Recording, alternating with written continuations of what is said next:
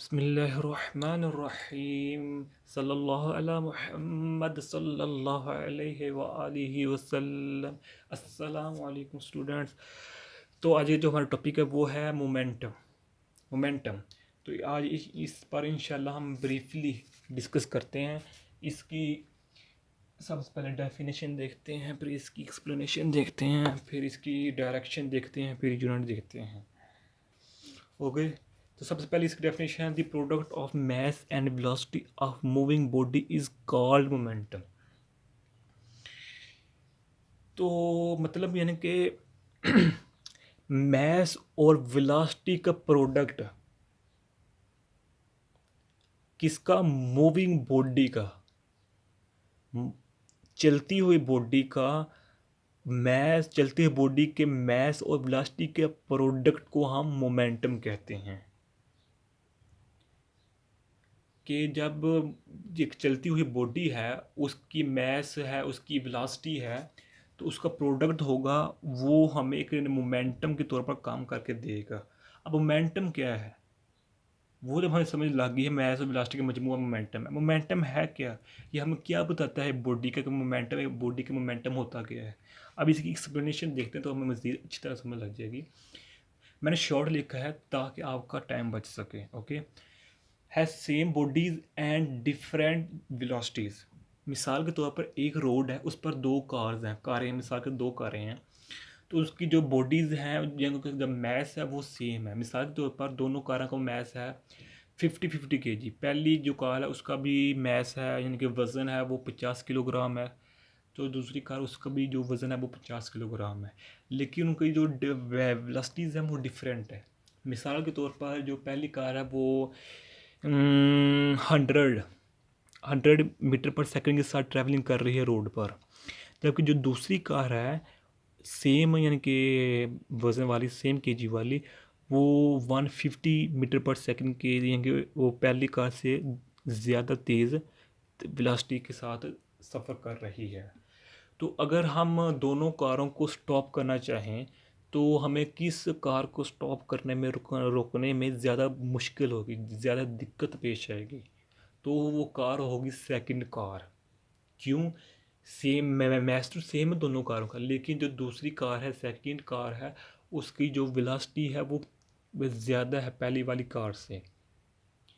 तो यहाँ वेलोसिटी बता रही है कि किसी चीज़ को रोकने के लिए, किसी चीज़, किसी बॉडी को, किसी कार को रोकने के लिए वेलोसिटी इन्हसार करती है, वेलोसिटी डिपेंड करती है स्पीड पर, उसकी मोमेंटम पर। एक बात होगी। तो दूसरा केस है different bodies and same velocities. मिसाल के तौर पर एक ही रोड है, उस पर दो कारें हैं, उनका मैस डिफरेंट है। मिसाल के तौर पहले की कार का मैस है 50 kg, तो दूसरी की कार का मैस है वो है 100 kg। ओके। तो उनकी सेम इलास्टिक, मिसाल के तौर पर 150 मीटर पर सेकंड के साथ दोनों ट्रैवलिंग कर रही हैं। इस केस में किस कार को रुकना हमारे लिए मुश्किल होगा, बताएं? तो इस केस में हमारे जो सेकंड कार होगी उसको रुकना मुश्किल होगी। क्यों? क्योंकि वेलोसिटी तो सेम है दोनों की, लेकिन जो मैस है वो ज़्यादा सेकंड कार का। तो यहाँ मैस बता रहा है कि मैस भी कार की मोमेंटम, कार की स्पीड पर मुनहसर है, उस पर इन्हिसार करती है, उस पर डिपेंडेंट है।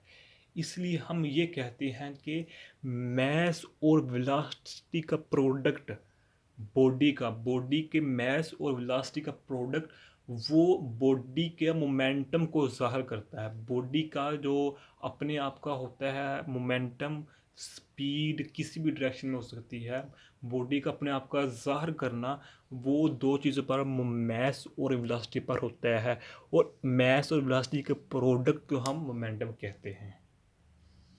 अब आगे इसका फार्मूला है P is equal to M V. P momentum को हम P से शो करते हैं, और V वेलोसिटी है और मैस है। ये वेलोसिटी है, मैस है, ये मोमेंटम है। आप इसको ये इस तरह भी लिख सकते हैं ना, एरो। ओके। अगर आप हायर जो क्लासेस में जाएंगे तो वो एरो को इस तरह लिखते हैं। ओके। अब आप डायरेक्शन को देखते हैं कि जो मोमेंटम की डायरेक्शन है वो सेम है एज वेलोसिटी। मतलब कि जैसी जैसी वेलोसिटी की डायरेक्शन होगी वैसे ही वैसे मोमेंटम की वेलोसिटी होगी, मोमेंटम की डायरेक्शन होगी। मतलब कि पी वी एक दूसरे के डिपेंडेंट है। ओके, अब इससे आगे देखते हैं यूनिट। पहला यूनिट है इसका केजी मीटर पर सेकंड। कैसे? मैथ का यूनिट क्या है? KG, kilogram. तो वेलोसिटी का मीटर पर सेकंड, अगर इसको हम कंबाइन करें तो ये बन जाएगा किलोग्राम मीटर पर सेकंड। तो दूसरा इसका यूनिट है newton second. Newton second, newton किसका यूनिट है? फोर्स का। फोर्स किसकी इक्वल होती है? M a. एम क्या है? केजी, एम का यूनिट। और एक्सेलरेशन का क्या है? मीटर पर सेकंड दो दफ़ा है। ओके, अगर हम केजी है, मीटर दो दफ़ा है, तो